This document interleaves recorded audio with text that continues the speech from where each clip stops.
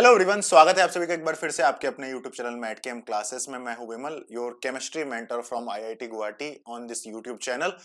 आज हम लोग इस वीडियो में बेसिकली बात करने वाले हैं बिहार में असिस्टेंट प्रोफेसर की जो नई भर्तियां आने वाली हैं उनसे रिलेटेड जो स्टेट एलिजिबिलिटी टेस्ट यानी सेट का जो एग्जाम आने वाला है, जो आपका जिसे बीईटी बिहार एलिजिबिलिटी टेस्ट भी कह सकते हैं, उसका एग्जाम जो आने वाला है उसकी बात करेंगे। एग्जाम मोड के बारे में बात करेंगे, एग्जाम पैटर्न के बारे में बात करेंगे, एलिजिबिलिटी क्राइटेरिया के बारे में बात करेंगे, क्या एज लिमिट होगी, कितनी वैकेंसीज आने वाली हैं। कंप्लीट इंफॉर्मेशन मैं आप सभी को आज इस वीडियो में बताने वाला हूं, बहुत ही कम समय में सीधी सीधी बातें आज इस वीडियो में। चलिए फटाफट कर लेते हैं ताकि आपका टाइम वेस्ट ना हो। सबसे पहली बात, इससे पहले जो एग्जाम होता था वो एपीआई मोड पर डायरेक्टली सिलेक्शन किया जाता था कि एपीआई के बेसिस पर आप सभी को असिस्टेंट प्रोफेसर बिहार में बनाया जाता था। अब आप उत्तर प्रदेश की तरह ही बिहार में भी एग्जाम देकर इंटरव्यू और एग्जाम दोनों के बेसिस पर एक मोर ट्रांसपेरेंट वे में बिहार में असिस्टेंट प्रोफेसर बनने का जो आपका सपना है उसे पूरा कर सकते हैं।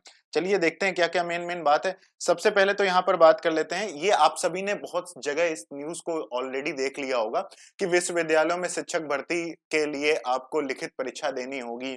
ठीक है, आपने काफी जगह देखा होगा, जैसे ये बिहार न्यूज है कि विश्वविद्यालयों में बम्पर बहाली आने वाली है, BSUSC ला रहा है नया विज्ञापन।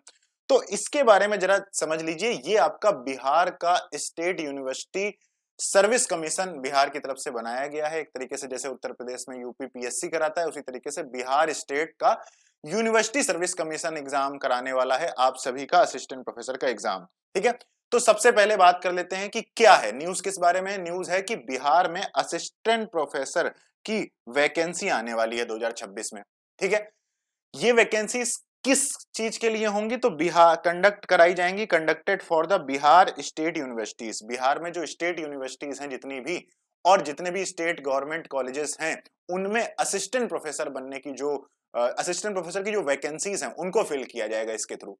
सिलेक्शन करवाएगा कौन, तो सिलेक्शन करवाएगा, एग्जाम कंडक्ट कराएगा BSUSC Bihar state university service commission, जो मैंने आपको नीचे वेबसाइट पर दिखा दिया है। इस वेबसाइट का ऑफिशियल जो पेज है वो क्या है, busu.bihar.gov.in। इस पर आप क्या कर सकते हैं, इस वेबसाइट पर आपको जाना है और इससे आप क्या कर सकते हैं, पता कर सकते हैं। अच्छा, वैकेंसी का ओवरव्यू क्या है, तो रिक्रूटमेंट किसके लिए कराया जा रहा है, ये रिक्रूटमेंट हो रहा है असिस्टेंट प्रोफेसर के लिए। दूसरी बात, सिलेक्शन कैसे होगा, तो सिलेक्शन जो होगा वो दो चीजों पर, सबसे पहले तो एलिजिबिलिटी क्या है, सिलेक्शन में एग्जाम में बैठने के लिए आप एलिजिबिलिटी क्या होगी आपकी, तो सबसे पहले तो आप सभी का क्या होना चाहिए, मास्टर्स कंप्लीट होना चाहिए। मास्टर्स में कितने परसेंट चाहिए वो मैं अभी आगे बताता हूं, मास्टर्स कंप्लीट होना चाहिए। उसके साथ साथ में आपने या तो नेशनल लेवल का कोई भी एलिजिबिलिटी टेस्ट जैसे CSIR या फिर यूजीसी नेट के एग्जाम को आपने क्या कर रखा हो, क्वालिफाई कर रखा हो। अगर आपने यूजीसी नेट या CSIR नेट के एग्जाम को क्वालिफाई नहीं कर रखा है तो बिहार का स्टेट एलिजिबिलिटी टेस्ट आपका क्वालिफाई होना चाहिए। अगर आपका क्वालिफाई नहीं है तो आप सभी का, इसी को बीईटी भी बोलते हैं, और ये वाला जो बीईटी और क्या कहते हैं एसईटी एग्जाम है, ये एस्टेट से अलग है, ध्यान रखिएगा, एस्टेट से अलग है।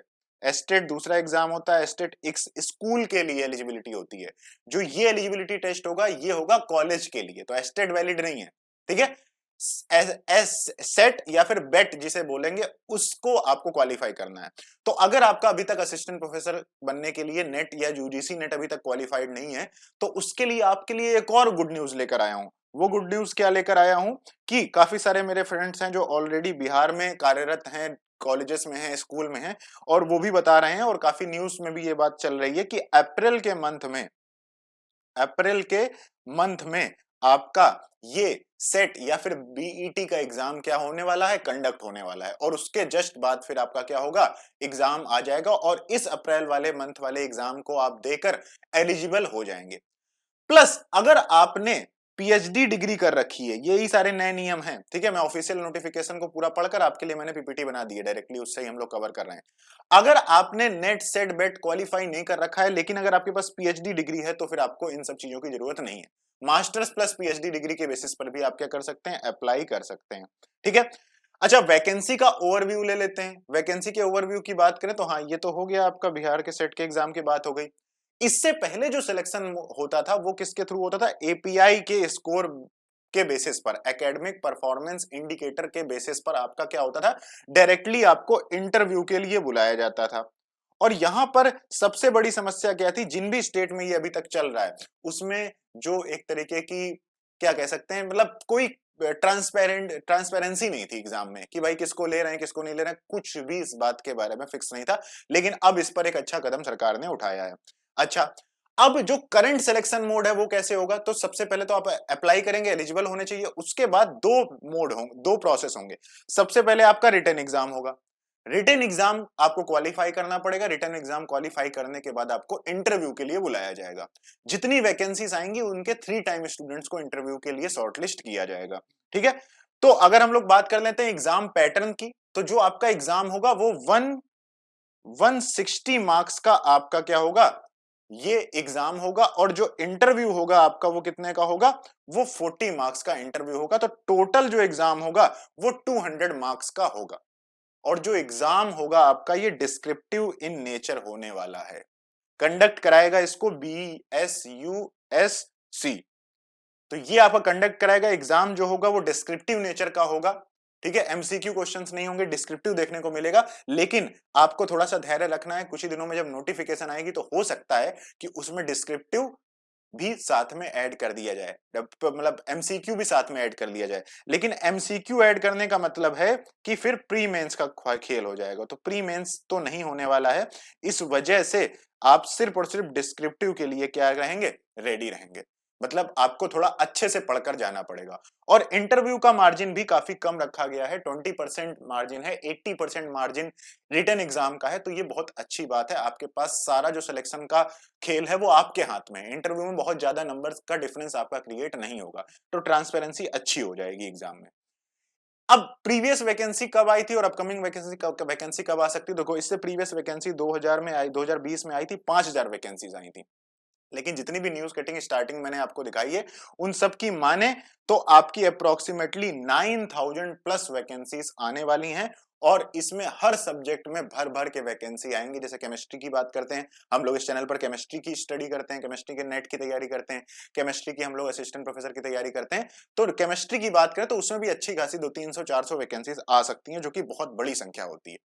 अच्छा, एज क्राइटेरिया की बात करें तो आपकी जो मिनिमम एज होनी चाहिए वो 23 साल होनी चाहिए, और जो मैक्सिमम एज होनी चाहिए वो 45 ईयर्स होनी चाहिए। और ये एज कैलकुलेट कब करी जाएगी, नोटिफिकेशन जब आएगा उसकी डेट से इसको क्या कहते हैं, मतलब एक तरीके से काउंट किया जाएगा। रिक्वायर्ड क्वालिफिकेशन मैंने बता दिया आपको, एमएससी चाहिए प्लस साथ में से इनमें से कोई एक चीज चाहिए, सिर्फ एक चीज कोई भी।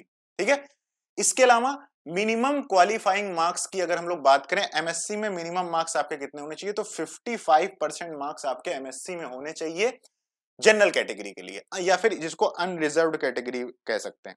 ठीक है, और इसके अलावा जितनी भी आपकी इकोनॉमिकली बैकवर्ड क्लास है, जो ईडब्ल्यूएस है एक तरीके से, वो उसकी बात करें, ठीक है, हैंडीकैप की बात करें, एससी एसटी की बात करें, तो इनके लिए मिनिमम मार्क्स आपके 50% होने चाहिए आपके उसमें। ठीक है, तो ये बात भी आप समझ गए। इसके अलावा अब इसमें सबसे इंपॉर्टेंट बात क्या है, देखो जो इंपॉर्टेंट पॉइंट सबसे देखने को मिल रहा है वो ये मिल रहा है कि जो सवाल उठ सकते हैं जिस बात पर कि एडवांटेज नहीं दिया जा रहा है एक्सपीरियंस को। ठीक है, पीएचडी के एक्स्ट्रा मार्क्स नहीं दिए जा रहे हैं, PhD in only considerable as a क्या कहते हैं एलिजिबिलिटी। तो ये कुछ लोगों के लिए काफी ज्यादा थोड़ा सा होगा जिनके पास पीएचडी होगी। लेकिन सबसे बड़ी बात क्या है, इन सबको हटा दो, पीएचडी होती पहले तब भी तुम्हारा सिलेक्शन हो रहा है नहीं हो रहा है ये बात कोई क्लियर नहीं थी। तो इसलिए प्योरली एग्जाम बेस्ड अब सिलेक्शन हो गया, जो कि सबसे इंपॉर्टेंट बात है। ठीक है, तो अब अच्छा, जैसे तुमको शॉर्टलिस्ट किया जाएगा तो उसके लिए भी मिनिमम मार्क्स फिक्स हैं।